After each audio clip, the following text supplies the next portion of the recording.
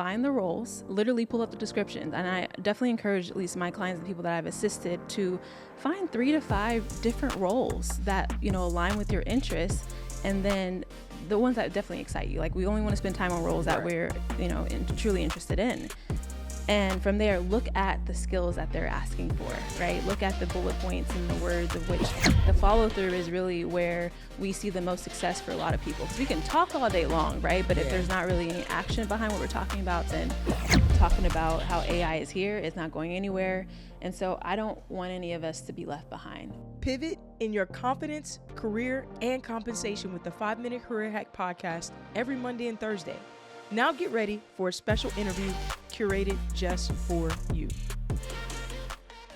Welcome back to another episode of the 5-Minute Career Hack podcast. And today I have a very special guest with me today. And I'm going to actually read from her LinkedIn profile.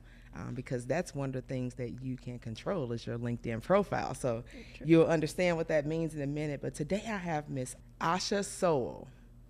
Asha is a Christ follower, a career coach, a job search strategies and resume optimization expert. And she's also a BIPOC and first generation advocate. You're going to tell me a little bit more about what that means, but Asha, welcome to the podcast. As you know, on the 5-Minute Career Hack, everybody knows that we are your experts in pivots in your career, your compensation, and your confidence. And we're going to be talking about another C today. I'm super excited for this conversation, and that C is control. You ever heard that word, everybody? Control. Control. Yes. One of my favorite words. So we added another C today to the podcast.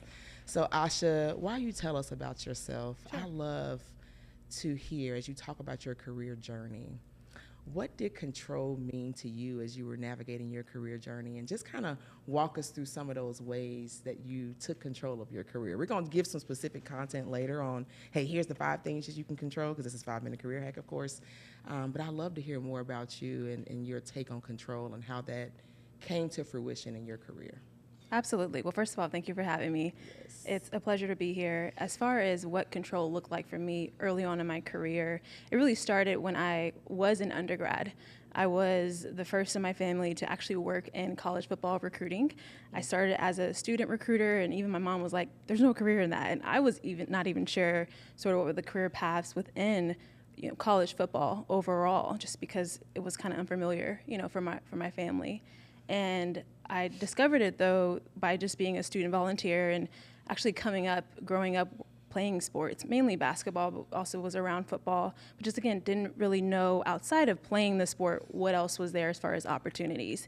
And so once I decided to stop playing sports, my senior year of high school, and that's another story for another day, and got into college, I still realized that I still wanted to be connected in sports. And kind of talking with more and more people, I realized, there are a lot of opportunities in sports, and you don't have to actually just be playing. You can, and that's such an important role. Obviously, we wouldn't, work in sports if no one was actually competing. But there's so many supportive roles that I learned while I was in undergrad, which really led me to actually accepting my first dream job as the football recruiting operations coordinator at the University of Alabama, which is where I graduated from. Love it. Yeah, so it started there, but it didn't end there, and it's still continuing, right? Yes. Because I think control is something that we need to just be aware of at all times. There's so much that we have the choice to make, and if we're in a role or we're in any industry, for example, where we like it, and we desire to have more, then great, let's figure out what's in our control to level up, right? That's right. To accelerate. And if we don't like where we are, there are so many other options, right? So I don't think it's really kind of a reality to need to stay in a role that we don't like. I mean, it's a reality for a lot of people, but I don't think it has to be.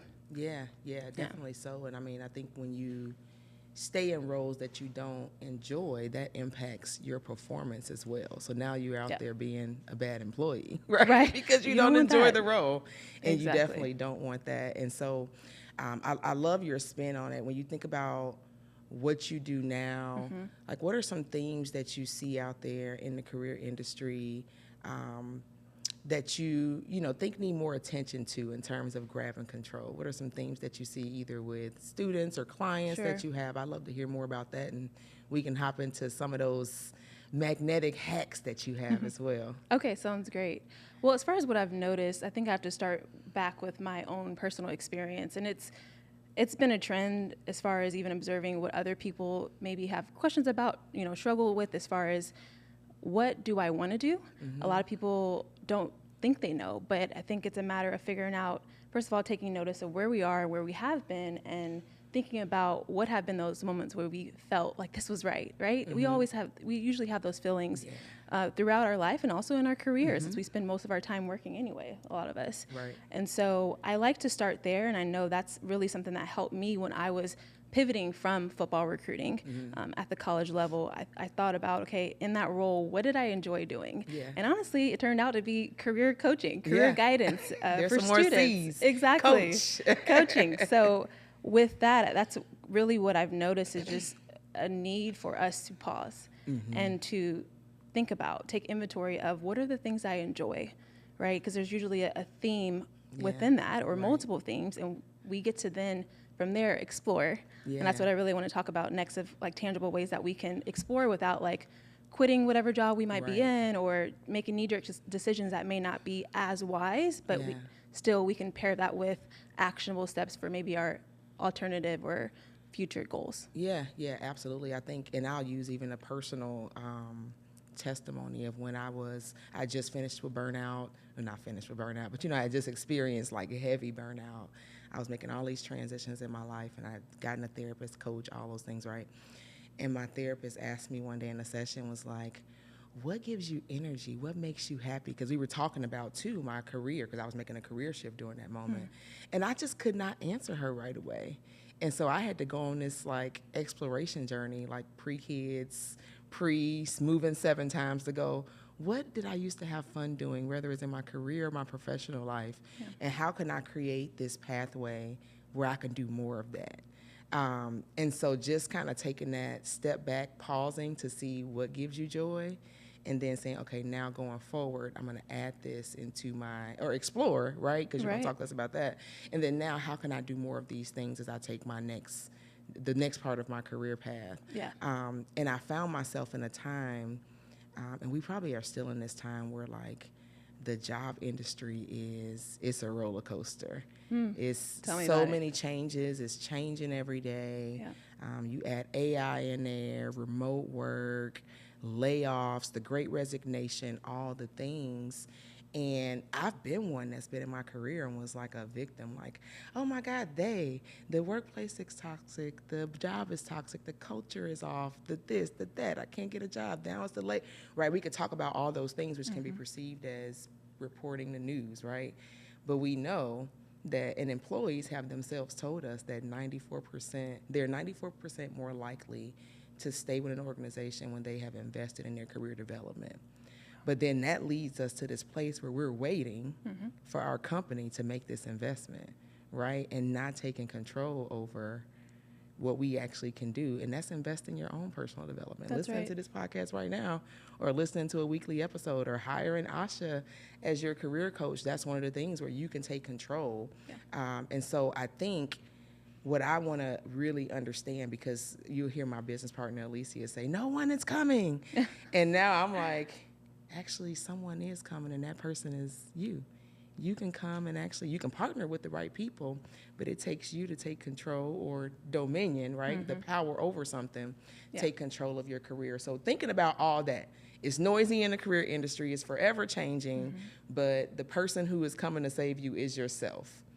So talk to me a little bit about what are some of those things that people should explore or consider when they say taking control, power over, dominion over their careers. Absolutely. So going back to just taking inventory of what we have not only enjoyed, but also have accomplished, right? Because I think to your point about the noise, we constantly hear the deficit approach or messaging, right? But yet what we already have and what we need is within us. And so I think starting from there, just literally documenting, okay, based on what I've done in my career, yes, what I've enjoyed, and then also what I've accomplished. And what we tend to see are connections. Brag on yourself. Because if you don't, right? it's going to be hard for others to do that. Yeah. I'm not saying that we don't have advocates, but we also have to be aware of our own strengths and our accomplishments and what we're bringing to the table in any setting, in any room. So I would say That's document. a confidence building tactic as well. Very true. Right.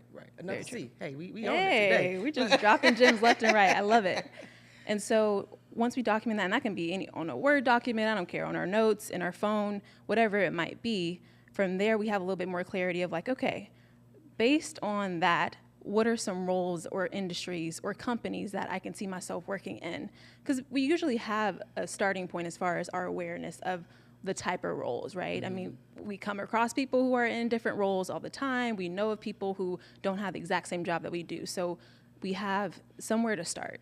And then from there, you also can think about, okay, let's Google. So if I take the enjoyment, sort of line of I like to tell people what to do. Okay, let me put that in a Google search, and you probably will find roles like project management, right? Just as an example, or career coaching, or something within education possibly. The list goes on, but I just say let's use our human and non-human resources to figure out what are those options that are out there that align with our interest. Yes. I want to circle back to the very important part about using our human resources, not in the sense of like, oh, I'm using them just to get what I want, but using them to really find out more about what's piquing your interest. Because a lot of times what I've found, and even working with students and clients of different age groups, is people are eager to help. They're just waiting for someone to ask them. They're not going to just be like, hey, if you need help, I'm here. I mean, you get that every now and then, but for us to reach out, usually we're going to get a yes, right? So just a matter of like reaching out to our personal and professional network contacts. Gotcha. So that's one tip, but I want to pause there. So yeah, definitely, because I want to go back. Well, first I want to make sure that I keep myself set even on the 5 things, right? So that first thing is like the brag notes. Keep inventory of your accomplishments. And then the second thing is leveraging your human resources. Absolutely. I got that right? Yeah. You so do. the brag notes thing, I think that was episode 11 of the 5 Minute Career Hack Podcast, and gave out like hacks on how to have effective brag notes. You choose your routine, you choose the method, whether it's journal or if it's, updating your resume, but you got to know and be able to look at and visualize what success has looked like for you and how you got there. And myself included, no matter what, there's still this thing where people don't take this inventory often until it's time to respond to a layoff. Yeah. Or it's time to respond to, the great resignation or whatever the trend is, because, media controls a lot of that. But that's when they start to take that inventory. Why do you think that is? And if you had a tip to say, this is the most effective routine I've seen, or whatever that looks like, you got to take this inventory on a routine basis. This is how it could look for you. What would you say? I think it happens particularly within the Black and brown communities because we have this nurturing spirit about us, right? We serve everyone a lot of times before even our own needs are served. And so in order, though, I think what's helpful for me to keep in mind is in order to serve others, we also got to make sure our cup is full. And so part of that, our cup being full, is making sure that we're prioritizing personal and professional development, right? And so on a weekly basis, maybe it will look like literally sending yourself a calendar invite of, I'm going to update my resume, for instance, or I'm going to reach out to that contact via email or text, whichever, contact method you have for that person, and ask for their time, maybe 30 minutes to pick their brain about said role. Right. So those are just some quick tips. Yes. No, I love that. I think for me, because I'm a recovering corporate America junkie, right? I'm still very much attached to my calendar. So if I wanted to get done, whether it's sleep or whether it's meditation, prayer is on my calendar. Even prioritizing when I write in my journal, it's a great tactic for it to go on your calendar. Yes. So the next one was leveraging your human resources, right? And so I'll share what I've seen. You can share what you've seen, and then maybe a hack to go with that. But and you spoke on it a little bit earlier of reaching out just to reach out or not reaching out. And I think the other thing I see is failing or not knowing how to build a genuine relationship with your human resources so that you all can, help each other, or they can help you get to where you're trying to go in your career. What tips would you give on not just having the human resources, but the most effective way to leverage those resources and what that could look like? However you advise clients, I think that'd be a helpful tip too. Absolutely. I always love to tell people to ask questions you want to know the answer to. That usually will, really give us clarity around what should we be asking said person. So that's one tip. Another one is, of course, before even thinking about asking, if we don't really know that person's background like that, we can definitely utilize LinkedIn. We can, of course, search them online to figure out, what would be helpful, or where would this person's sort of expertise lie that I could ask them more about. And then if we still are struggling with like the exact questions we want to ask, ChatGPT, you know what I mean? Like, hello, just for the people in the front. use technology, particularly within AI, as like your personal assistant, honestly. Absolutely. And so ChatGPT can definitely come up with questions just like that for us to ask our contacts if we're stuck. But another thing too that I know is an area of improvement that I think is within our control as far as exploring our options, right? As we are still being faithful, being good stewards of where we are, is follow through. So whatever you say you're going to do with that contact, as far as I know you spoke on it and you hit on it perfectly, of making sure that we are leveraging our relationships well. A lot of that comes up by, just following through on what we said we're going to do. That builds trust in any relationship, right? Yes, building trust. Yes. Yeah. And so whatever that follow through needs to look like for us to do, we know ourselves. So if it's a to-do list that we rely on faithfully, whether it's, handwritten, or I definitely use my calendar. It sounds like you do too. Faithfully. Everything goes on the calendar, right? Even when I ignore it, I use it. Yeah, exactly. Just following through, setting as many reminders as needed for whatever it might be. That usually goes a long way, because people often will respond even more positively and are way more willing to help people who literally take their advice and, do what they say they're going to do. Yeah. It sounds like incorporating that building relationships tactics into your daily habits. Exactly. I think that's super profound. Yeah. Yeah. Well, I want to piggyback off of sort of other things that are in our control too. We already covered two so far. So you've already hopped in and given us two extremely important hacks. We got brag notes, your career journal. We have how do you leverage your human resources. So what's the third thing, Miss Asha? What else do I need to know about? What do we need to get power over? Yeah. So talking about using our resources, we've already covered the human resources. The non-human resources, I think, are always in our control. So this is not something that we have to wait on for someone to say, yeah, I'll talk to you, right? But there are definitely ways that we can look into what are those roles that are out there that align with our interests, going back to the bragging list. Yep. And the times in where we've noted, I've enjoyed this type of work or this type of project or initiative. From there, let's find the roles, literally pull up the descriptions. And I definitely encourage at least my clients, the people that I've assisted, to find 3 to 5 different roles that, align with your interests. And then the ones that definitely excite you. Like, we only want to spend time on roles that we're, truly interested in. And from there, look at the skills that they're asking for, right? Look at the bullet points and the words of which they are describing they'd want this person to come in with as far as experience, and then align your background with what they're asking for. What we've noticed, though, is a lot of times all of it's there. It's just a matter of tweaking, keywords here and there, which is such a great tip as far as leveraging those job descriptions. It's kind of like a starting point of how would I make my resume sort of relevant to the industry I want to get into. Right. You want to use that as a way to get through an application system, right?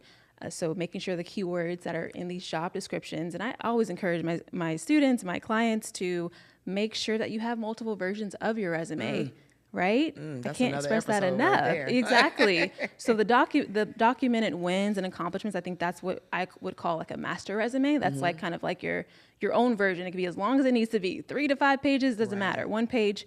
But when you send it to a company, you're going to make sure that those keywords that you've seen in that particular job description are matching with your resume. And so that's what I mean by like kind of leveraging your non-human resources. You've got plenty of job descriptions to pull up, whether it be on the company's website or, great sites like LinkedIn. You have got so many that you could just find job descriptions on. Yeah, no, that's perfect. And I even heard you quickly mention AI earlier. Yeah. And I don't have to mention a specific platform or software tool, but you can make it work for you. I think in the past, and I'm a career coach and I can do resumes and all that stuff.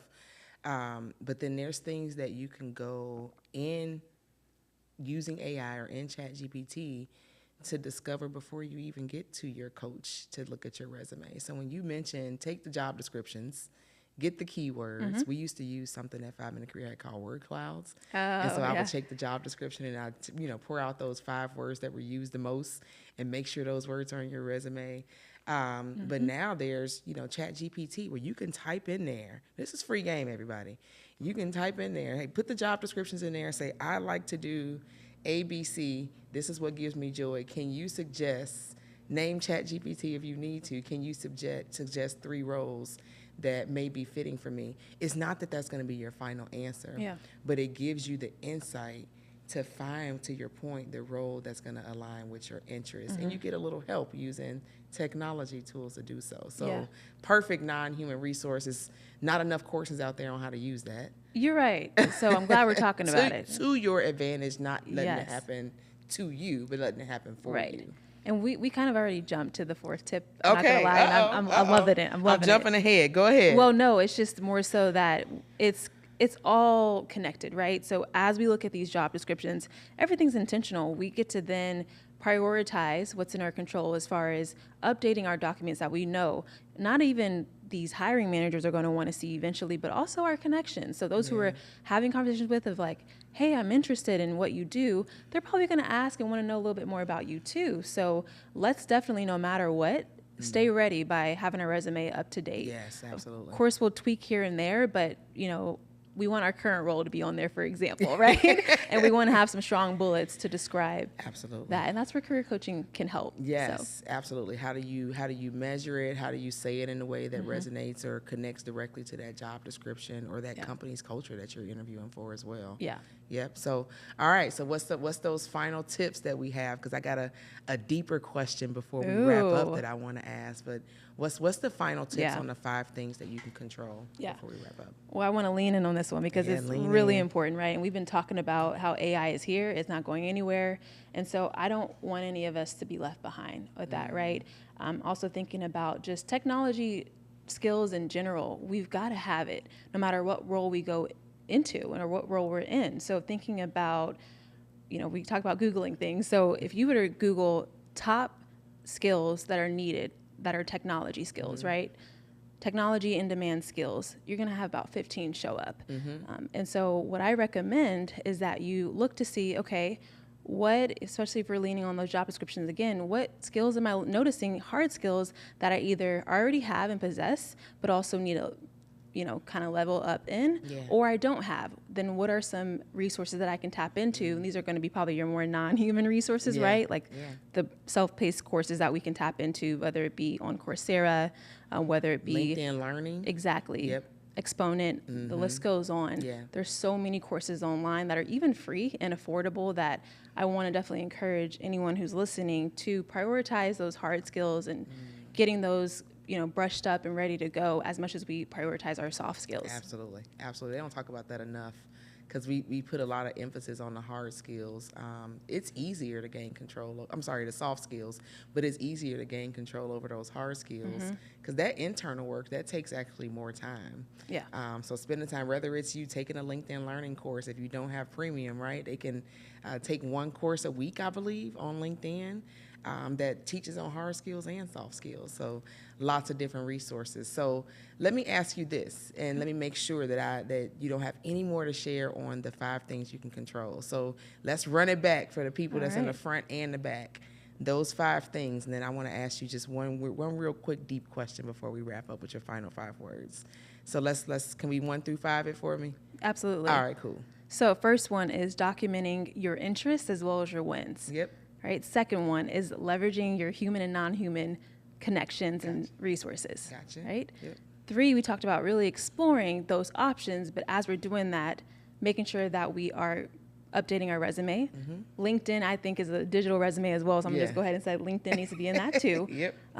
because we know those are going to be necessary to have and kind of ready at all times. And then we also talked about from there, making sure that we are prioritizing, developing, and leveling up in our hard skills, so technology skills. Yep. And so what's that fifth thing?